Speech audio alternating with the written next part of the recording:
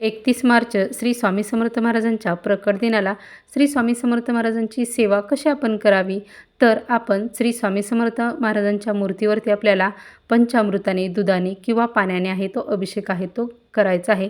अभिषेक करत असताना आपण मुख्याने करायचा नसतो. कोणते स्तोत्र किंवा मंत्रजप आहेत ते आपल्याला करायचं आहे.